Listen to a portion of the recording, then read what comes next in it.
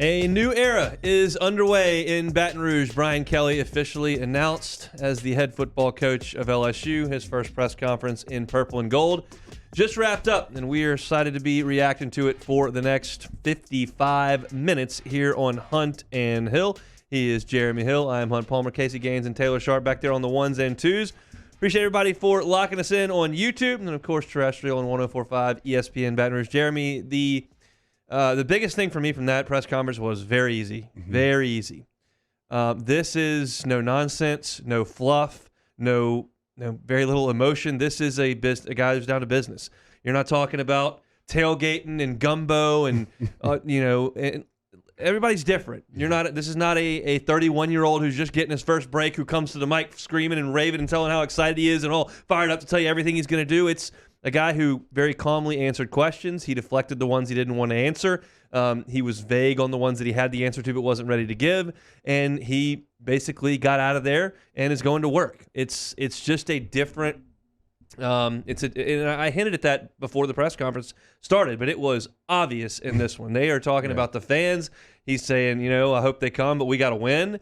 They're talking about Louisiana. And he says, the only thing, and he pulls up the L. Hansman. He's like, I know that, but he's not talking about the culture of the great state and the unbelievable fighting for Louisiana. And look, I love fighting for Louisiana. Nobody likes fighting for Louisiana than me, and it's great. And this is actually not even a shot at Ed Ogeron, whose time has passed. This is different. I mean, even Will Wade's press conference was very rah-rah and very excited about the state of Louisiana and getting involved in the culture.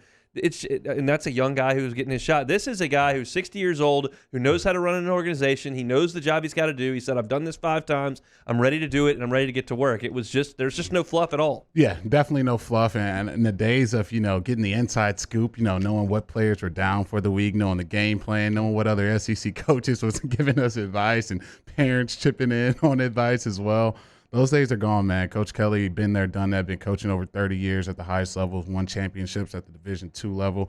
Obviously, all-time winningest coach at Notre Dame. You don't do that, messing around. You got to come to work. You got to stay late after, like you said, and you got to have a business-type approach. And I think for some Tiger fans, that's going to be very refreshing after, you have 2 500 seasons in a row. It's time to buckle down and win football games. You don't, leave Notre Dame for LSU if that's not exactly what you have in mind. And I know he preached about, developing players, academics, the alignment and all that stuff. We all know down here it's all about winning. And the quicker he does that, the quicker Coach Kelly will be as an LSU football coach. I've tried to come up with, and obviously we've only had 45 minutes, but I've tried to come up with the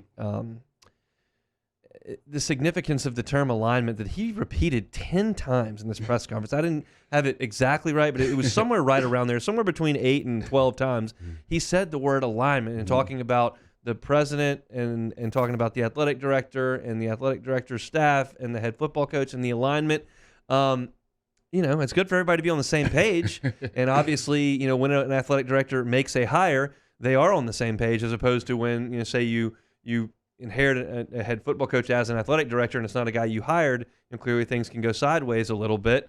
Obviously, Ed Ogeron was not hired by Scott Woodward, and that led to contributed probably to a pretty quick dismissal. So, I'll toss it to you. Your thoughts on the alignment. You've been in a football program. Yeah, I think for him, obviously, like I keep saying, you're at Notre Dame, one of the best football jobs in the world, not just college football.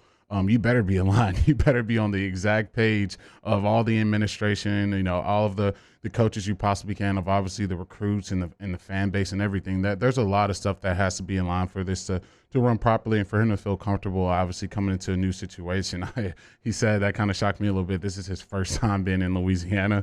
The man lived a lot of years on this earth and never been to this great state. So he's going to have a lot to take in, a lot of culture to take in, a lot to learn. But I think his first task is definitely obviously talking to the recruits that are here and finishing out this recruiting class. I think you don't bring him in the timetable that you brought him in if that wasn't high on your priority list for LSU and for this university. So I'm excited for him. I think that's going to be the first task that he has to do, get the recruits in order. And then next, I think, get this coaching staff where he needs to be so you can definitely be at the top of the SEC. Usually an introductory press conference is 100% softballs. I mean, that's very genuinely how things usually go in the local media market when you're introducing a head coach. They hadn't lost a game here yet. Everybody's in a good mood. There's renewed hope and a sense of of positivity moving forward. And he did take a really difficult question right out of the chute from a South Bend TV reporter who jumped up and started his question with, oh, by the way, congrats on that fairy godmother that you talked about a couple of weeks ago, and then started talking about his legacy at Notre Dame and basically flew down here to set up the camera and ambush the coach saying, you shouldn't have left us, you betrayed us. How do you feel about that? And Brian Kelly very calmly and collectedly answered the question, but I got a huge laugh out of that. That is a hell of an investment by ABC up there in South Bend to send somebody down here to take a shot at Brian Kelly. I mean, look at you. You'll get a good bit on the 621 news broadcast this evening. Have at it. Yeah, that's normally a Jacques Doucet question right there, but that was good. I know a lot of people up there in Notre Dame, especially in the LSU sports chat with the live video, they were not happy with Brian Kelly taking this job, and obviously the fan bases, they're expecting, to be in the playoff this year. They're hoping for an upset. They're hoping they can have a